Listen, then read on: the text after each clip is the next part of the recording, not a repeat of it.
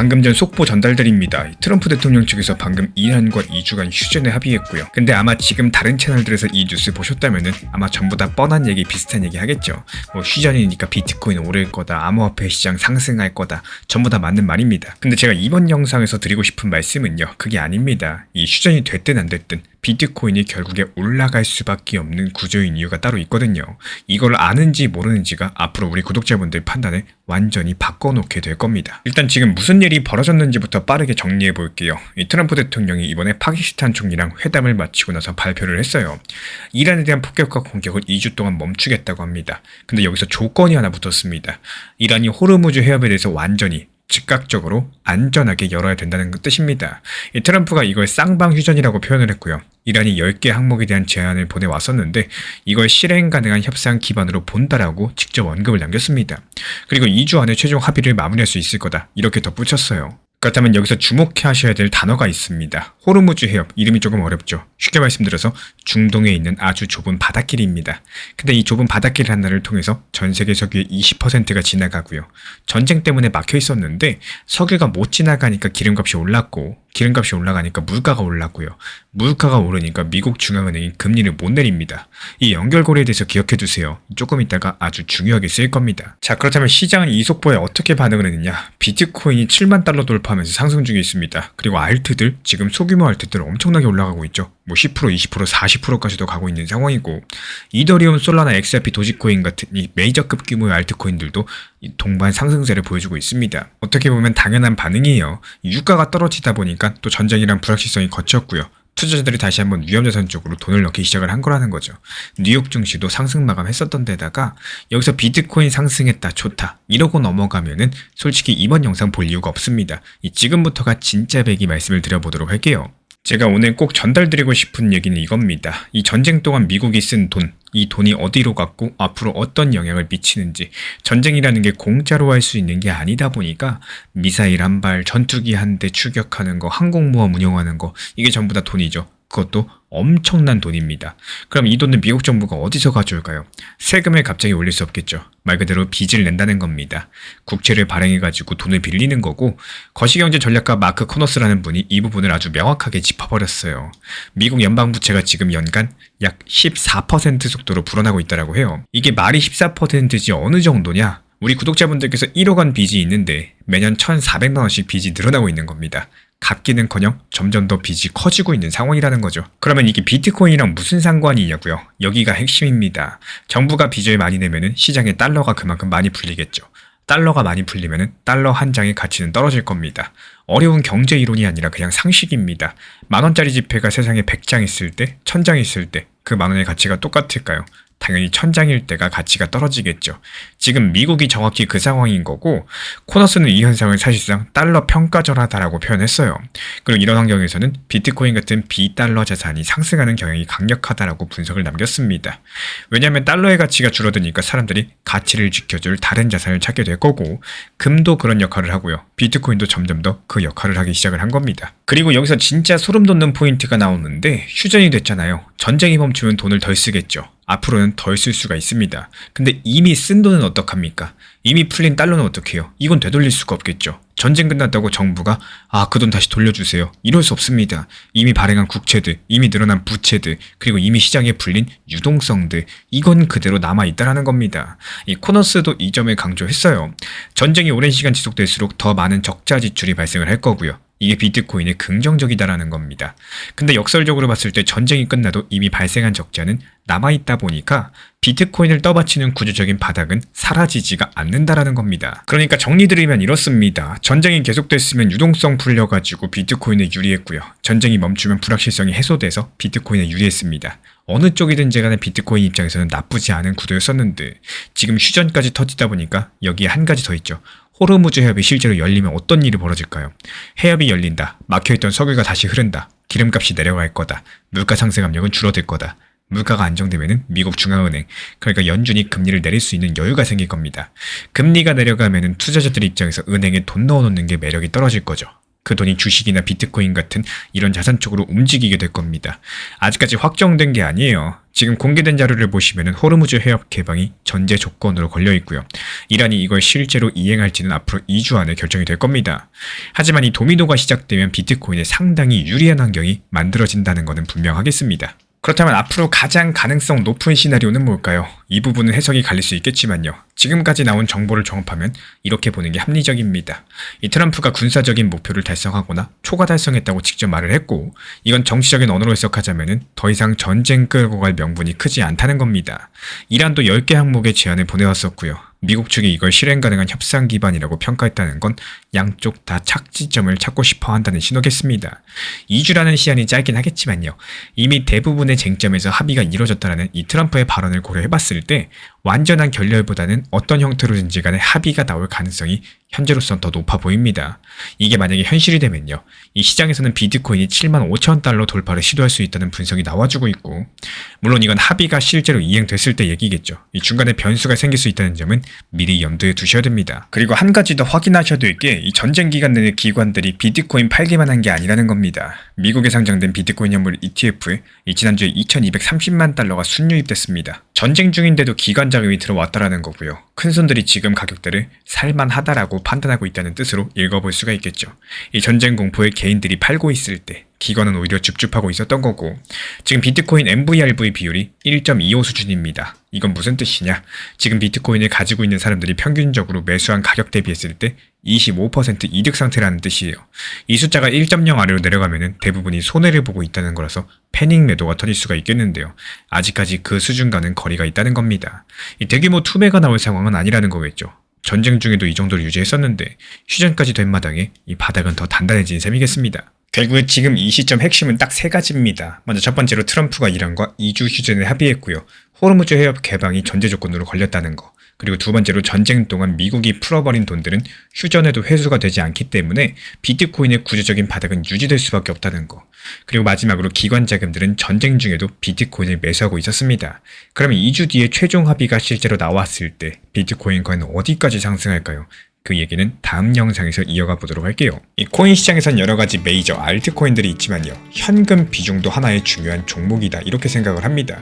많은 분들께서 시장 좋을 때만 생각해서 현금 비중 들고 있으면 손해다 이렇게 생각하시고, 시장 좋을 때 고점 추격 매수를 반복하시면은 이 정말로 필요하고 또 중요한 순간에서는 현금 비중 없어서 막상 하락장에서 대응을 못하는 이 답답한 상황들이 발생하곤 하는데요.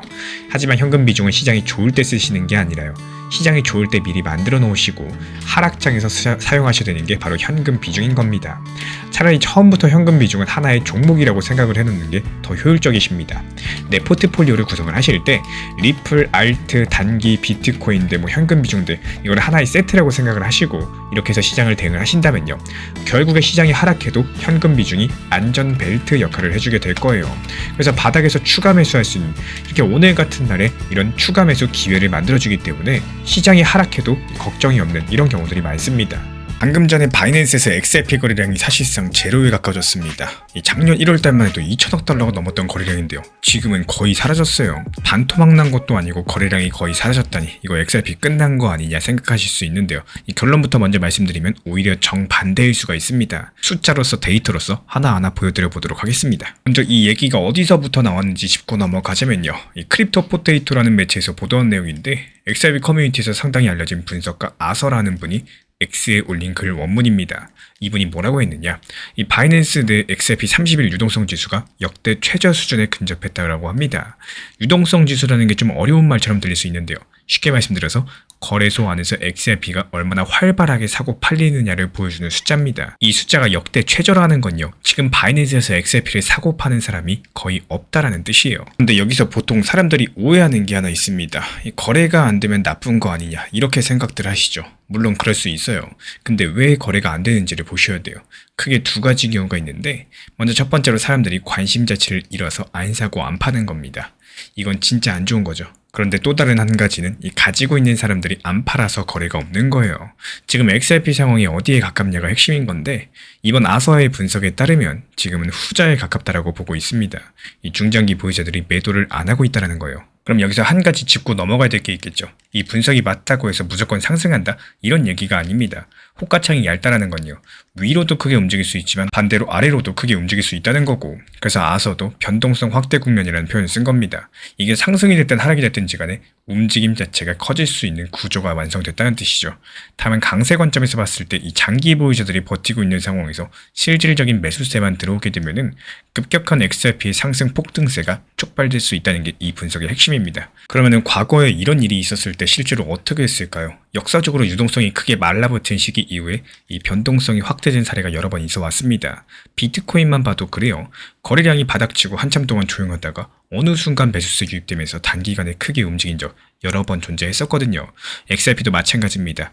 이 거래량이 극도로 줄어든 뒤에 큰 방향성이 나온 경우가 있었다는 거고, 물론 과거가 미래를 보장하는 건 아니에요. 하지만 시장 구조가 비슷한 패턴을 반복하는 경향이 있다는 거, 투자에서 절대 무시할 수 없는 부분이겠죠.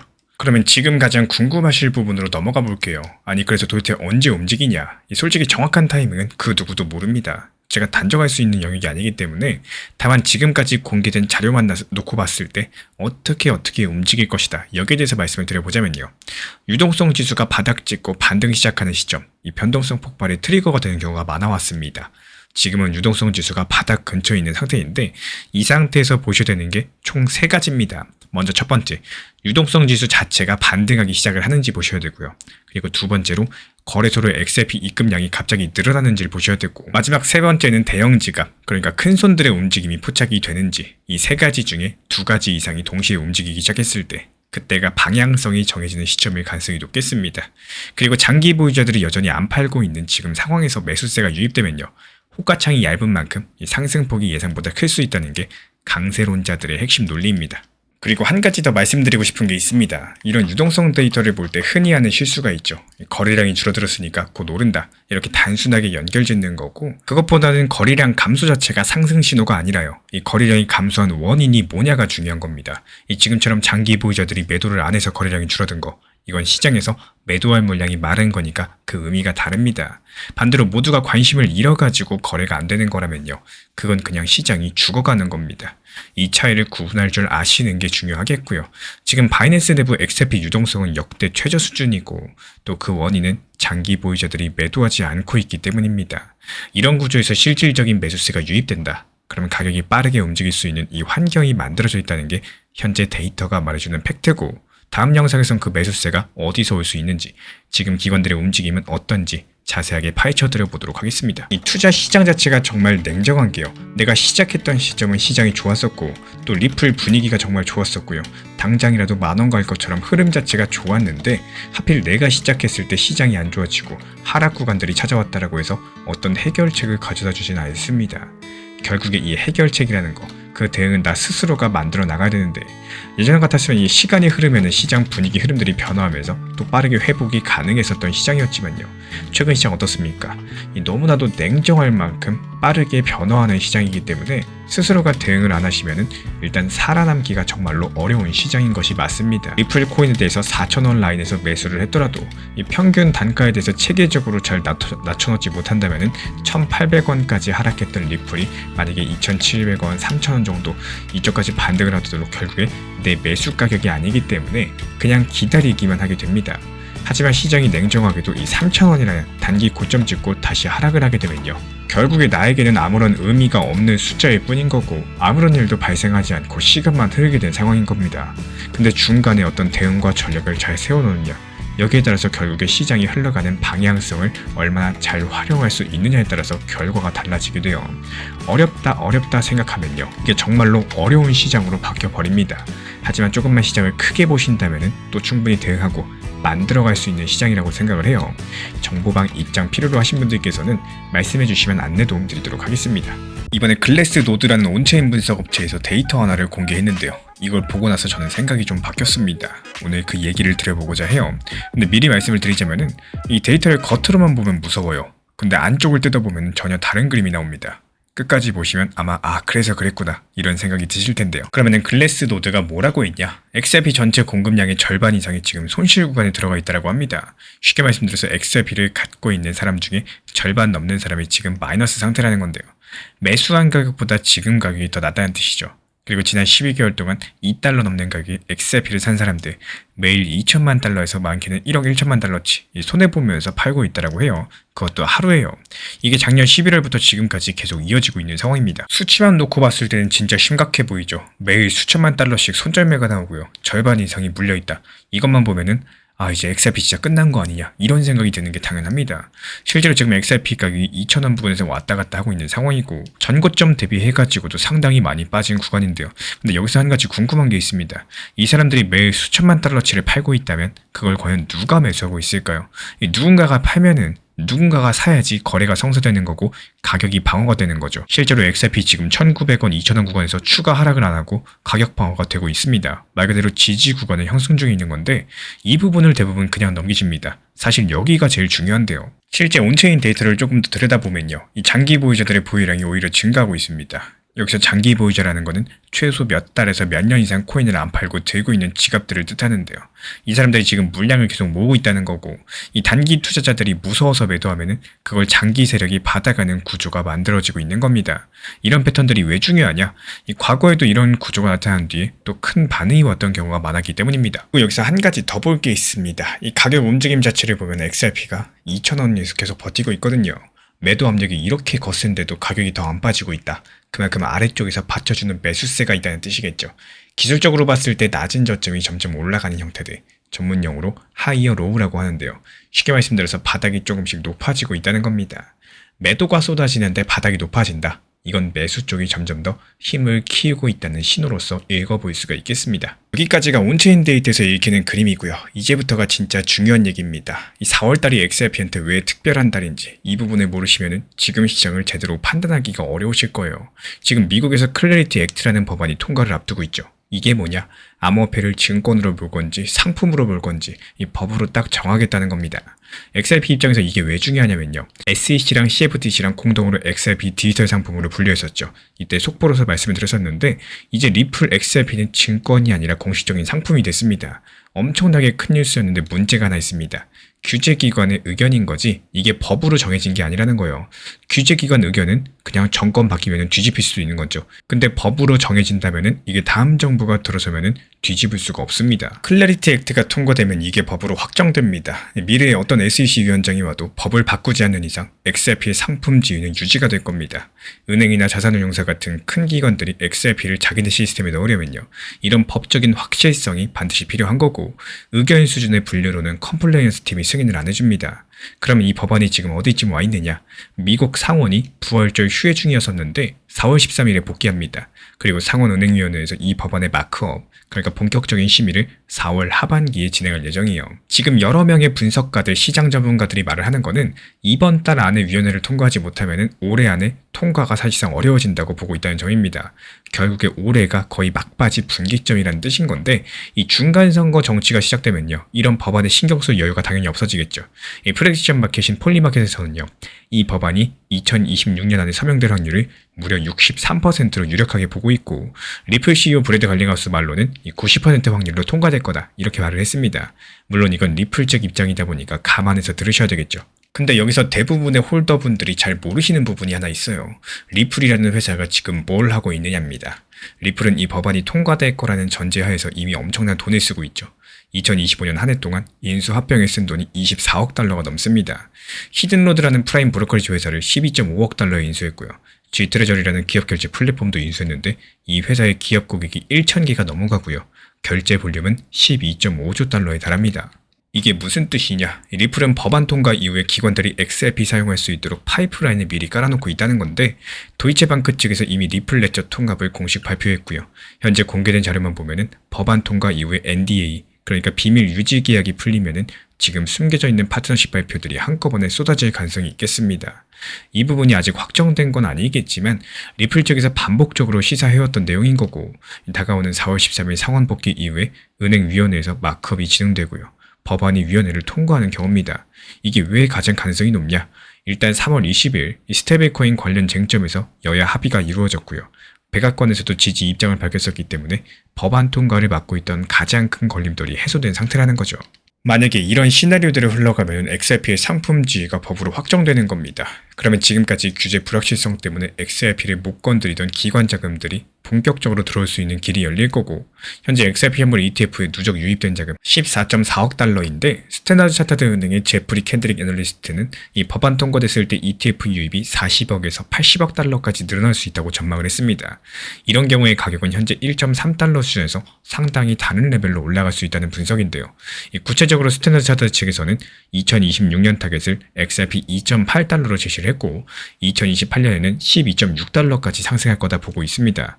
물론 이거는 법안 통과 그리고 매크로 환경 개선이 전제된 예측이라서요. 확정된 미래가 아니라 가능성의 범위로 이해해 주시면 되겠습니다. 그러면 다시 처음으로 돌아가 볼까요? 글래스노드가 말하는 XRP 공급 절반 이상이 손실 구간이라는 데이터. 겉으로 봤을 때 공포 그 자체죠. 근데 그 안을 들여다보면은 단기 투자자가 파는 물량들, 장기 세력이 흡수하고 있고 가격 구조는 바닥을 다지고 있고요.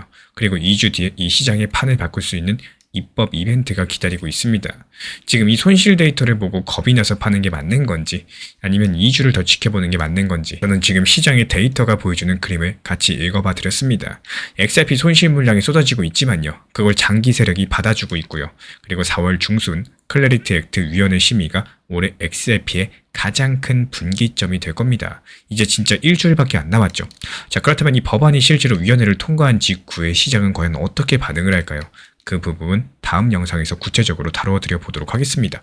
차라리 지금 시장에 대해서 어느 정도 적응을 하고 내가 변화하는 게 더 효율적일 수가 있는 시장입니다. 이 리플 XRP라고 해가지고 너무 긍정적으로만 생각을 하면서요. 또 장기적으로 상승할 거다. 이렇게 스스로 계속 믿고 보유하게 되면은 생각보다 길어지는 하락 시장에서 내가 과연 스스로 지쳐가지고 그만두고 또 포기하게 되는 경우가 생긴다는 건데요. 내가 생각하는 것보다 훨씬 더 어려운 게 바로 장기 투자입니다. 이 시장이 상승할 때는 쉽게 장기 투자라는 생각을 할 수 있겠지만요. 막상 시장이 하락을 시작하고 내 매수 가격보다도 낮은 곳에서 몇 개월, 수년씩 시간이 소요되면은 결국에 내가 지쳐서 바닥에서 팔고 나니까 올라가는 이런 경우들이 생길 수 있겠습니다. 제가 안내드리는 리플 정보방에서도 리플에 대해서 장기적으로만 보는 게 아니라 오히려 장기적으로 가져가기 위해서 적당한 일부 비중은 리플 고점에서 팔고 나오는 겁니다. 이 단기 고점과 저점을 살리는 이유요. 결국에는 나 스스로가 지쳐버리면 장기적으로 가져오기 힘들어지는 경우가 생기는데요. 이럴 때일수록 적당한 일부 비중들 같은 경우에는 날 익절을 통해서 혹은 나를 위해서 이렇게 수익 실현을 해보는 연습을 하시면서 시장이 하락하더라도 건강해지는 매매 습관들 우리 구독자분들이라면 키워나가시기를 응원드리겠습니다. 이 잠들기 전까지만 해도 미국이 이란을 전면 침공한다. 거의 직전 벼랑 끝까지 간 상황이었는데요. 근데 잠을 자고 일어나니까 갑자기 얘기가 달라지고 있습니다. 갑작스럽게 파키스탄이 나서가지고 2주만 기다려줘라 이렇게 중재를 시작을 했고 근데 여기서 놀라운 거는 그동안 강경했던 입장이었던 이란 측에서도요. 이걸 갑자기 적극적으로 검토하고 있다고 말을 합니다. 이런 소식이 나오자마자 비트코인 기준 7만 달러를 돌파했고 원유 가격은 2달러 급락했고요. 금은 40달러 올랐고 지금 4,700달러를 돌파 중에 있습니다. 시장이 곧장 반응을 한 건데 근데 여기서 중요한 건요. 제가 드리고 싶은 얘기는 비트코인이 아닙니다. 이번 이란 휴전 이야기가 왜 XRP 가격과 직접 연결이 되는지 그걸 말씀드리고자 하는 거고 이걸 연결시켜서 설명하는 곳이 거의 없어요. 근데 실제로 연결이 되어 있습니다. 먼저 지금 상황 정리드려 보겠습니다. 파키스탄 총리가 트럼프 대통령한테 이란에 대한 최후 통첩 기한을 2주만 연장해줘라 이렇게 요청을 했고 동시에 이란에서도 선의의 표시로 호르무즈 해협을 2주 동안만 열어달라고 촉구했습니다. 이 백악관 대변인 측에서도요. 대통령이 이 제안을 현재 인지하고 있고 머지않아서 답변할 것이다 이렇게 대답을 했고요. 이란 쪽의 고위 관리실도 평화와 전쟁 모두 다 준비되어 있다면서도 이 파키스탄의 휴전 요청을 적극적으로 검토 중이다. 완전히 의외의 반응을 보이고 있어요. 과연 정말로 트럼프 대통령의 벼랑 끝 전술이 성공을 한 걸까요? 지금 영상을 촬영하고 있는 지금 이 시점에서도 방금 전 속보로서 또 발표가 됐습니다. 이 미국과 이란 간의 합의가 임박했다라는 속보가 뜨면서 다시 한번 지금 반등 중에 있는 상황이죠. 자, 그렇다면 여기서 키포인트가 되는 단어가 하나 있죠. 호르무즈 해협입니다. 이게 뭐냐? 중동에서 원유를 실은 배들이 지나가는 좁은 바닷길이죠. 전 세계 원유 수송의 상당 부분이 여기를 통과합니다. 만약에 이란이 여기를 막아버린다. 그럼 원유 가격이 폭등할 거고 원유가 폭등하면 물가가 올라갈 거고 물가가 올라가면은 미국 중앙은행인 연준이 금리를 내릴 수가 없다라는 사실. 그리고 여기서 금리가 높은 상태가 지속되면요. 이 코인 같은 위험 자산에서는 돈이 안 들어옵니다. 이게 지금까지 XRP를 포함한 코인 시장 전체를 눌러왔었던 구조입니다. 근데 이번에 휴전 얘기가 나오면서 이 구조 자체가 통째로 흔들리기 시작을 한 겁니다. 호르무즈 해협이 열린 상태로 유지가 된다. 그럼 원유 가격이 안정될 거고 연준이 금리를 내릴 여지가 생길 거고 위험 자산이 돈이 다시 들어올 수 있다는 뜻이에요. 실제로 오늘 이 소식만으로도 원유가 빠졌고요. 비트코인 7만 달러 돌파했습니다. 지금 시장은 벌써부터 반응하고 있다는 거고 그럼 여기서 질문이 하나 생기죠. 비트코인 상승하면 XRP도 같이 올라가는 거 아니냐? 맞습니다. 보통은 그렇습니다. 근데 지금 XRP한테는 비트코인 따라가는 것 그 이상의 특수한 상황이 한 개 더 있죠. 4월 13일에 미국 상원이 부활절 휴회를 끝내고 복귀합니다. 그리고 4월 하반기 이 클래리티 액트라는 법안의 상원은행위원회 마크업이 예정돼 있어요. 여기서 클래리티 액트가 뭔지는 다들 알고 계실 겁니다. XRP 같은 코인이 증권이 아니라 상품이라는 것들을 법으로서 확정을 시켜주는 건데요. 지금은 단순하게 규제기관이 XRP는 상품이다 이렇게 해석을 해준 상태라서 이게 정권이 넘어가면 예를 들어서 트럼프가 임기가 끝나고 이제 만약에 민주당 쪽으로 대통령이 당선됐을 때 얘기가 또 바뀔 수가 있는 거거든요. 그래서 이거를 법으로 박아놓는 게 상당히 중요한 과정입니다. 괜히 법안 통과 못 시켰다가 괜히 정권 넘어갔는데 다시 SEC가 XRP를 소송 건다. 그럼 또 4년간의 법정 공방이 또 시작되겠죠. 상당히 법안이 중요하다라는 거고 게다가 거대한 금융기관들이 XRP에 돈을 넣으려면요. 이 법적인 확실이 필요하기 때문이에요.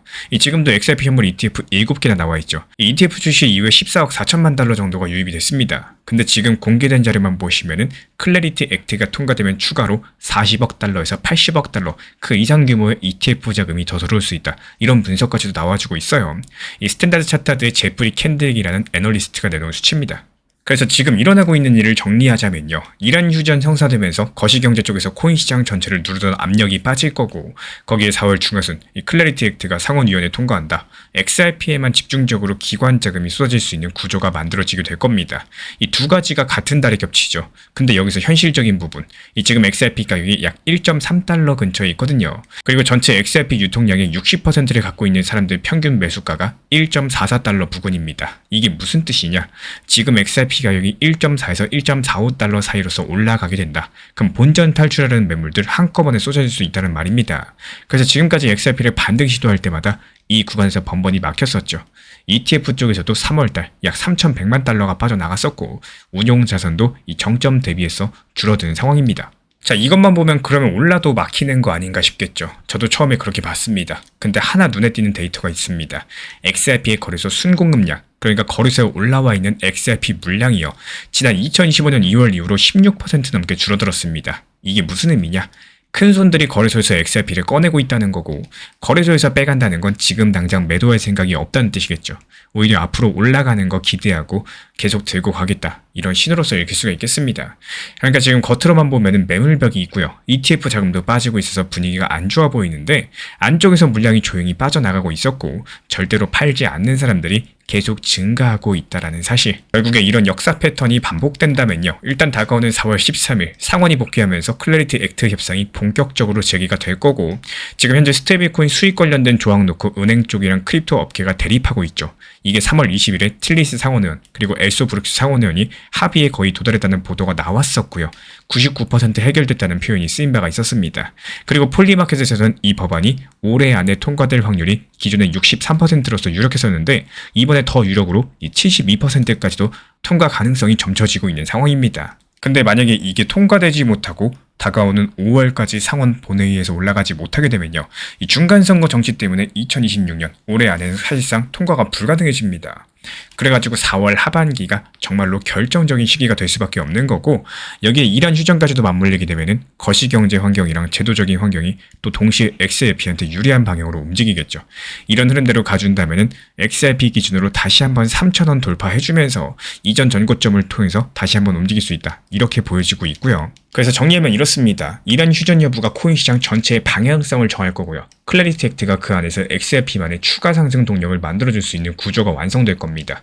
그리고 이 두 가지가 모두 이번 달 안에 결판이 날 거기 때문에 정말로 4월달 이거 정말 중요합니다. 그리고 4월 28일에 연준 FOMC 회의까지도 있죠. 이 금리를 어떻게 하느냐에 따라서 시장이 다시 한번 크게 흔들릴 수가 있다는 거고 이 부분 다음 영상에서 자세히 한번 다뤄드려 보도록 하겠습니다. 얼마나 잘 버텨나간다는 표현보다는요. 얼마나 오랜 기간 동안 건강하게 내가 원하는 상황들을 만들어 나가면서 재미있게 투자를 하느냐, 이게 정말 중요하다라고 생각을 해요. 단순하게 버틴다? 이거는 그냥 가만히 들고 있는 거랑 큰 차이가 없습니다. 결국에 내가 투자 시장에 뛰어든 이유가 무엇인가를 만들어내면서 수익을 내기 위함이라면요, 여기에 맞는 결과물을 만들 줄 아셔야지 내가 결국에 재밌게 오랜 기간 투자 시장을 건강하게 대응이 가능할 겁니다. 제가 안내드리는 단기 종합방에서도요, 단기 알트 타점에 대해서 안내를 드릴 때 그냥 단순하게 매수에 대해서만 안내드리는 게 아니라 이 목표 타점에 대해서 중요하게 말씀을 드리고요, 모나드, 카이트 여러가지 단기 매수 동시에 목표가 걸어놓으면서 조금은 효율적으로 대응하시는 방향에 대해서 말씀드리는 이유, 결국에 팔아야 내 돈인 거고 시장이 재미가 있어야지 오랜 기간 동안 투자 시장을 만들어 나갈 수 있기 때문입니다.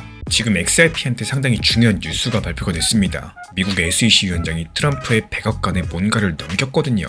그게 뭔지, 그리고 그게 XRP 가격에 어떤 의미를 가지고 있는지 이번 영상 통해서 깔끔하게 정리해 보겠습니다. 자, 먼저 무슨 일이 있었는지부터 말씀드려 보겠습니다. 이번에 폴 애킨스 미국 SEC 위원장이 공개 행사에서 이런 발언을 남겼는데요. 미국 SEC가 준비해온 암호화폐 세이프 하버 규정이 현재 OIRA라는 곳에 넘어갔다고 합니다. 이게 뭐냐면요, 100억간 안에 있는 규제 심사 기관입니다. 미국에서 새로운 연방 규제가 나오려면 반드시 이 검토를 거쳐가야 되는데, 쉽게 말씀드려가지고 규제가 세상에 나오기 직전에 거치는 마지막 관문과도 같습니다. 그러니까 검토하겠다는 얘기가 아니라 이미 마지막 단계에 들어갔다는 뜻입니다. 자, 그러면 이 세이프 하버라는 게 도대체 뭔지가 중요하겠죠. 지금까지 미국에서 암호화폐 프로젝트 하려면 굉장히 애매한 상황이었습니다. 이 법 자체가 명확하지가 않다 보니까 일단 프로젝트를 시작했는데 나중에 미국 SEC가 와서 너 이거 증권이야, 불법이야, 이렇게 나올 수 있었던 거예요. 게임의 룰을 모른 채로 게임을 해야 됐었던 겁니다. 세이프 하버는 이걸 바꾸겠다는 겁니다. 스타트업이 처음에 4년 동안은 등록 없이 자금을 모을 수 있게 해주고 대신에 정해진 조건은 지켜라, 뭐 이런 구조들인데요.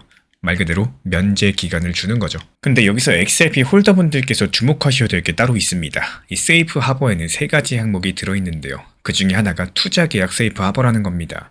이게 조금 어려운 말인데 쉽게 풀어드리자면은 어떤 암호화폐가 처음에 증권처럼 취급될 수 있어요. 왜냐면 발행한 회사가 아직 개발도 하고 또 관리도 하고 영향력에 대해서 행사하고 있으니까요. 근데 시간이 지나가지고 그 네트워크가 충분히 성장하고 또 발행 회사의 영향력이 줄어든다. 그때부터는 증권이 아닌 걸로 보겠다는 기준을 만들겠다는 겁니다. 그렇다면 이게 왜 XRP한테 그렇게 중요하냐? 한번 생각을 해보세요. 리플은 이미 SEC 소송이 끝났죠. 법원에서 거래소를 통한 일반 투자자 XRP 거래는 증권이 아니라는 판결이 나왔습니다. 그리고 올해 3월달 SEC랑 CFTC가 공동으로 XRP를 디지털 상품으로 분류하는 해석 지침까지도 냈습니다. 여기까지는 이미 많은 분들께서 아시는 내용인데, 근데 문제가 하나 있었어요. 이 모든 게 법원 판결이나 해석 지침이지 정식 행정 규칙은 아니었다는 사실. 해석 지침은 나중에 바뀔 수 있겠죠. 근데 정권이 바뀌면 뒤집힐 수도 있겠고요. 애킨스 위원장도 이 점을 직접적으로 언급을 했습니다. 이 규제로 할 수 있는 건 많겠지만 뿌리를 내려가지고 쉽게 없어지지 않게 해야 된다라고 말을 했어요. 그래서 이번 세이프 하버가 상당히 중요한 겁니다. 이 투자계약 세이프 하버가 정식 규칙으로 확정된다. 그럼 리플 XRP의 비증권 지위가 이 법원 판결에만 의존되는 게 아니라 행정적인 규칙으로도 한 번 더 고정이 되는 셈이기 때문에 쉽게 변하기가 힘들다라는 거예요. 그리고 여기서 한 가지 더 짚어야 될 게 있습니다. 바로 타이밍인데요. 이게 단독으로 움직이는 게 아니거든요. 현재 공개된 일정만 보면은 4월 16일 SEC가 클래리티 액트 관련된 라운드 테이블을 열게 됩니다.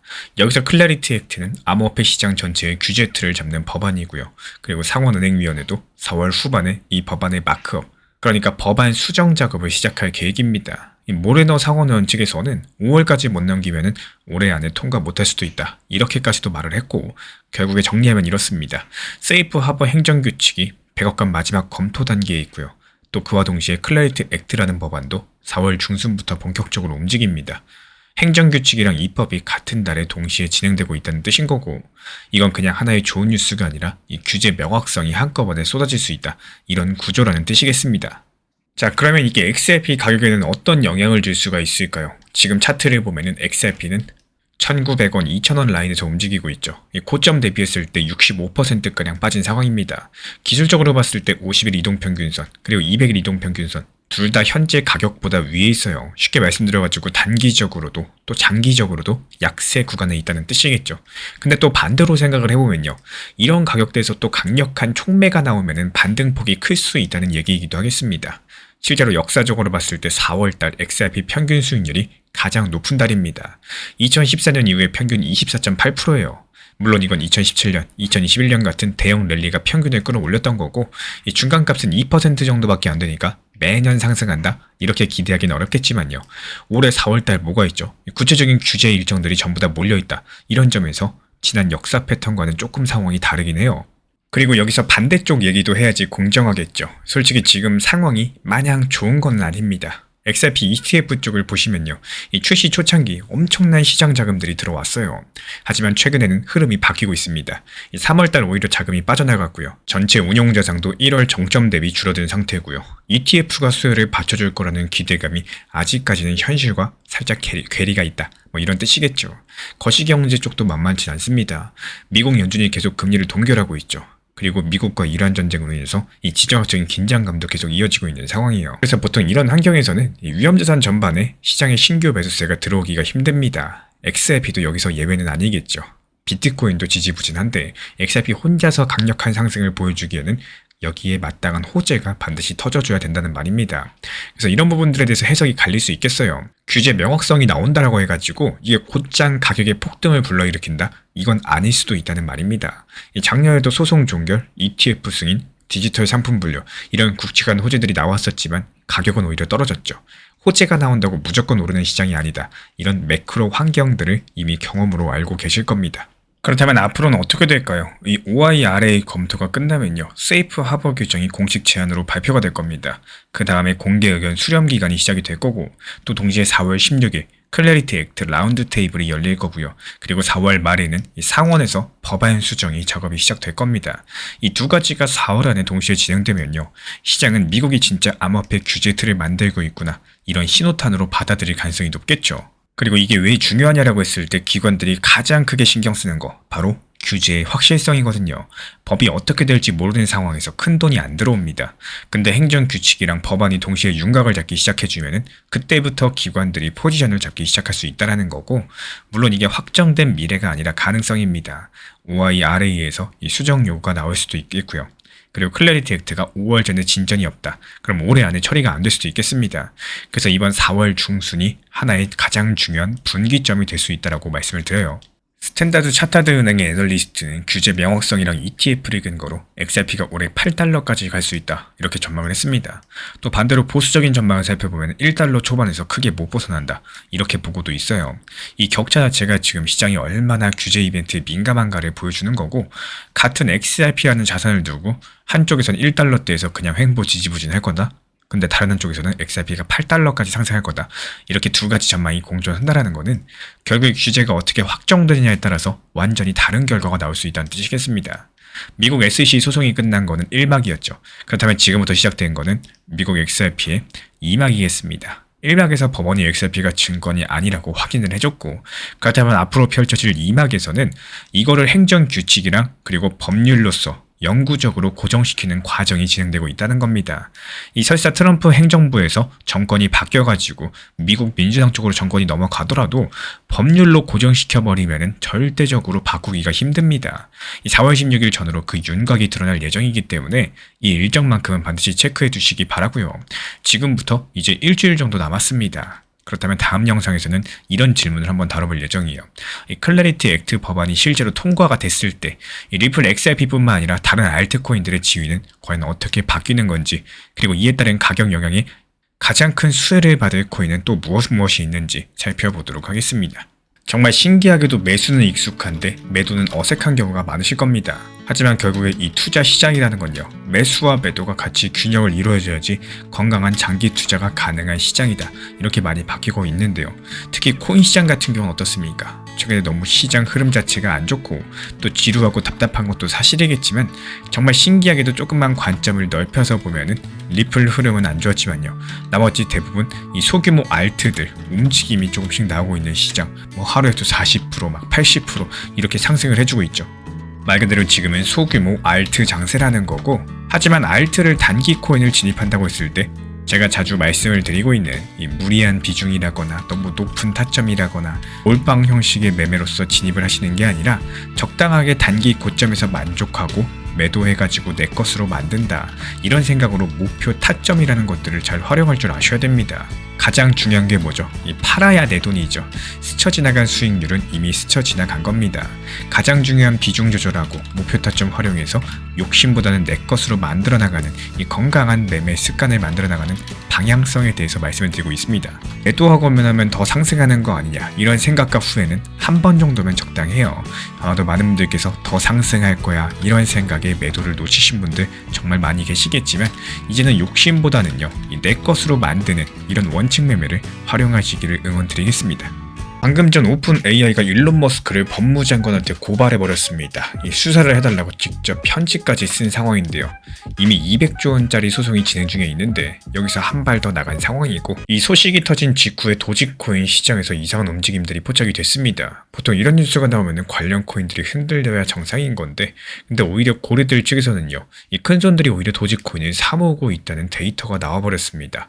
이 사람들은 지금 뭘 보고 도지코인을 매수하고 있는 걸까요? 일단 무슨 일이 벌어졌는지부터 빠르게 정리해보겠습니다. 먼저 오픈 AI 측에서는요. 이 캘리포니아랑 델라웨어주 법무장관한테 서한을 보냈었어요.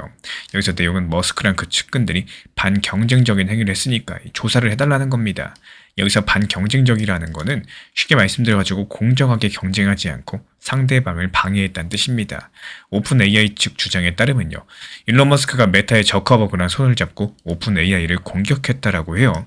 심지어 샘 울트먼 오픈 AI CEO의 비행기 동선까지도 추적하면서 또 사생활과 관련된 이 허위 주장을 퍼뜨렸다라고까지도 말을 하고 있습니다.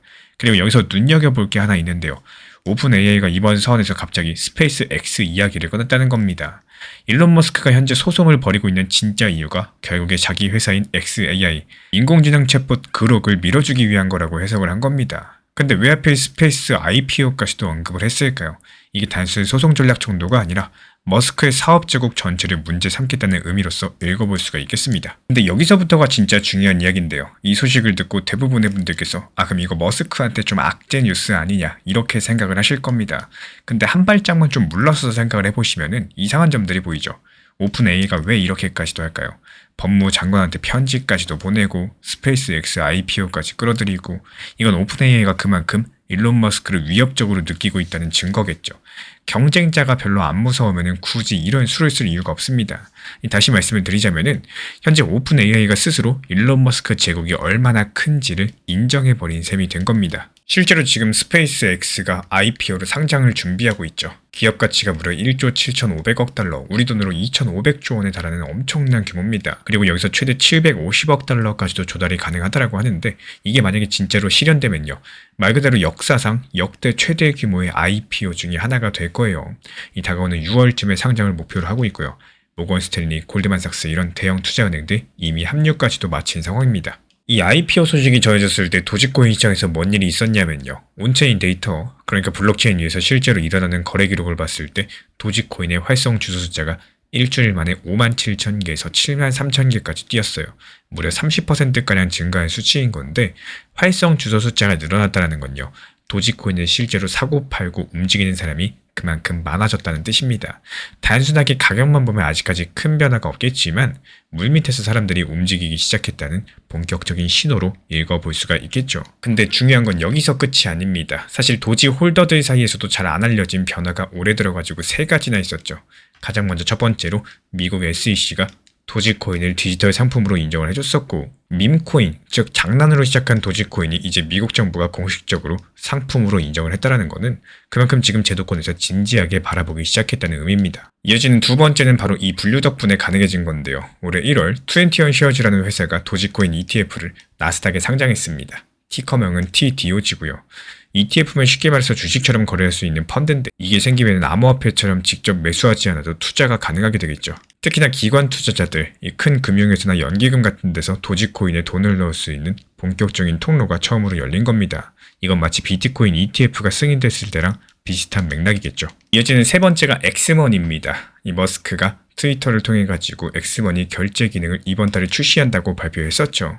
엑스어플 안에서 돈을 보내고 받을 수 있는 서비스인데 비자 카드랑도 연결되고 잔액에 대해서는 6%대 이자까지도 붙여준다고 해요. 지금까지 공개된 자료를 보면은 이 출시 초창기 법정화폐, 그러니까 달러 같은 일반 돈만 지원합니다. 하지만 추후에 안정화가 될 경우에 여기에 도지코인 결제까지도 끼워 넣게 된다면은 당연히 도지코인한테는 엄청난 호재가 되어줄 겁니다. 하지만 이걸로 끝이 아닌 게요. 머스크가 제3자의 예측을 리포스트한 적이 있었는데 그 내용의 대출과 머니마켓 계좌 그리고 크립토 통합이 포함되어 있었습니다. 이 공식적인 발표는 아니겠지만요. 로드맵상에서 암호화폐 지원이 이후 단계로 개혁되어 있다. 이런 보도까지도 나왔었고 현재 업계 전문가인 폴 베런 측에서는요. 엑스머니가 전 세계에서 가장 큰 규모의 암호화폐 진입 통로가 될 수 있다고 전망을 남겼습니다. 도지코인이 소액 결제 도구로 쓰일 가능성까지도 언급이 나왔는데 X 플랫폼 사용자가 6억 명이기 때문에 만약에 도지코인이 여기에 통합된다면 사실상 도지 역사상 가장 큰 실질 사용 사례가 될 수가 있겠죠. 그렇기 때문에 앞으로 도지코인 같은 경우는 일단 당분간은 어쩔 수 없이 130원, 140원 이 박스권에서 횡보하는 흐름이 조금 더 이어질 가능성이 높겠습니다. 왜냐하면 엑스머니가 출시됐지만 이 크립토 통합이 빠져있는 상황이고요. 스페이스 X의 IPO도 아직까지 실제 상장 전이기 때문에 지금 기대감만 있는 상황이죠. 근데 다가오는 6월에 스페이스 X가 실제로 상장하고 엑스머니의 그 다음 업데이트에서 암호화폐 관련 기능이 추가만 돼준다. 그렇다면 그때부터 150원대 저항선 뚫을 수 있는 촉매제가 만들어질 수가 있다는 거고 이렇게 보는 근거는 역사적으로 머스크 관련 대형 이벤트가 터질 때마다요. 이 도지코인이 단기간에 급등한 패턴들이 계속해서 반복되어 오고 있기 때문이에요. 다만 과거에는 그 상승이 오래가지 못했다는 점 이것도 같이 보셔야 되겠습니다. 이번엔 다른 점이 있다면 SEC 상품 분류랑 ETF 상장이라는 이 제도적인 기반이 예전에는 없었다라는 사실이겠죠.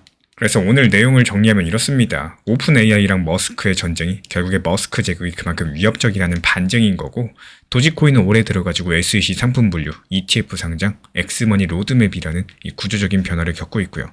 지금 가격은 역대급 수렴 구간에 진입해서 방향성 결정이 임박한 상황이라는 겁니다. 그렇다면 다음 영상에서 이걸 한번 다뤄볼게요.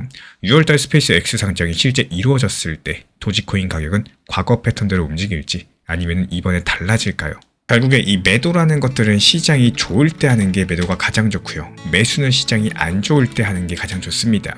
하지만 정말 신기하게도 사람의 심리가 시장 좋을 때 매수하고 싶고 시장 안 좋을 때 불안해서 매도하고 싶어지죠. 공포의 매수에서 환희에 팔아라 이런 말들 많이 들어보셨을 텐데 이게 말이 쉽지 실제 전쟁 같은 코인 시장에서 활용하기는 어렵다라는 것들을 이미 알고 계실 거예요. 하지만 과거를 돌이켜보세요. 1개월, 2개월 만에 이 급등하는 패턴들 갑작스럽게 도지코인 500원 돌파하면서 상승했을 때 무리해서 추격 매수한다는 것은 지금 와서 생각해보면 정말 위험한 매매 습관이었다는 걸 생각을 하실 겁니다. 가끔은 이 과거 시장에 대해서 생각을 해보는 시간을 가지는 게 앞으로 상승장이 왔을 때 같은 후회를 안 만들기 좋을 거라 생각을 해요. 상승하고 이게 오르고 있을 때는 더 갈 거야 이런 생각보다는 하락하고 있고 단기 저점으로 지금처럼 도지코인 130원, 140원 이렇게 낮은 가격대 지지선을 만드는 구간들이 오히려 돌이켜보면 매수 타이밍이었다는 사실들 기억해 주시기 바랍니다. 최근에 시장이 너무 답답하다 보니까 정보방 입장에 대해서 문의 주시는 분들께서 많아지셨어요. 먼저 제일 중요하지만요. 제가 안내드리는 모든 정보방은 업비트, 빗썸, 현물 매매로서만 안내 도움드리고 있습니다. 지금 화면에 보이시는 번호나 혹은 댓글 링크에 있는 신청란을 통해서 신청 주시면은 안내를 도움드리고 있고요. 이 세 가지 방 중에 필요로 하신 방을 체크해서 신청 주시면은 필요로 하신 방에 맞춰가지고 입장 안내드리고 있습니다. 먼저 리플 전용방 같은 경우에 리플에 대한 중요 이슈, 그리고 리플에 대한 단기 저점과 단기 고점, 중장기적으로 보는 중요 타점 같은 핵심 내용에 대해서 안내드리고 있기 때문에 영상 시청해주시는 우리 구독자분들께서 리플이라는 코인이 장기적으로 좋다라는 건 알고는 있지만 현재 같은 시장에서는 많은 답답함을 느끼시는 분들께서 정말로 많이 계실 거라고 생각을 합니다. 이 적당한 일부 비중은 단기 고점과 저점을 살려서 효율적인 대응을 만들어 가시고 또 오히려 중장기적으로 더 잘 가져가기 위한 효율적인 매매하시는 것들을 추천드려요. 그리고 두 번째로 종합 브리핑방입니다. 장기적으로 보기에 좋은 코인들과 현재 시장 흐름에 대한 중요 시장 이슈들, 브리핑 내용이나 리플에 대한 방향성, 락업 해제 일정과 여기에 따른 움직임들에 대해서 안내드리는 종합적인 방이다. 이렇게 생각해 주시면 되겠습니다. 그리고 마지막으로 단기 종합방 같은 경우는 말 그대로 단기 종목들에 대한 타점을 안내드리고 있는 방입니다. 이 단기 종목은 말 그대로 단기 종목답게 접근을 하셔야 되는데 욕심으로 인해서 타점을 너무 높게 잡아가지고 수익 실현을 못하거나 아니면 눈치 보기 매매를 하다가 이렇게 수익 실현의 기회를 놓치셨던 기억이 있으신 분들 지금 시장에서 정말 많은 상황인데요. 항상 비중 조절이 중요하고요. 매수와 동시에 목표 타점을 걸어 놓으면서 현실적으로 봤을 때 내 것으로 만들어서 마침표까지 잘 찍는 게 단기 매매의 핵심이다 생각을 해요. 단 여기서 중요한 거 아무리 내가 좋아하고 시기가 좋고 스스로 괜찮다고 판단하셔도 몰빵 매매는 정말 위험하기 때문에 매번 말씀드리는 비중 조절 원칙 매매로 접근하시는 게 가장 중요합니다. 끝으로 항상 말씀드리고 있지만요. 저는 업비트, 빗썸, 현물 매매에 대해서만 안내를 도움드리고 있기 때문에 절대로 해외골에서 선물 매매에 대한 고위험 리스크 매매에 대해서는 언급조차 드리지 않고 있습니다. 무조건적으로 업비트, 빗썸 이렇게 현물 매매로 필요하신 분들께서만 입장 신청 주시면 안내 도움 드리도록 하겠습니다. 이 빠르게 가는 것보다 중요한 건요. 꾸준하고 길게 가는 게 더 중요한 투자 시장이다. 이렇게 생각을 해요. 건강한 비중 조절 원칙 매매 활용하시기를 늘 응원드리겠습니다. 이 리플 XRP의 매수 매도 타점은 순간의 판단이 전부예요. 그래서 우리 신사 채널에서는 시장의 숨결 하나하나까지 놓치지 않고자 모든 흐름들 실시간으로 모니터링 중에 있습니다. 이 단기 반등 구간이 열리는 순간 그 찰나의 기회 타점을 우리 구독자분들께 바로바로 전달드리기 위해서인데요. 우리 신사 채널을 이미 구독해주신 분들 중에서 실시간 커뮤니티방 참여를 원하신다면 지금 보이시는 번호로 문자 남겨주시면 되겠습니다. 이 혼자서 불안하게 바라보는 시장이 아니라요. 함께 흐름을 읽고 움직이는 경험들을 선사해 드리도록 하겠습니다.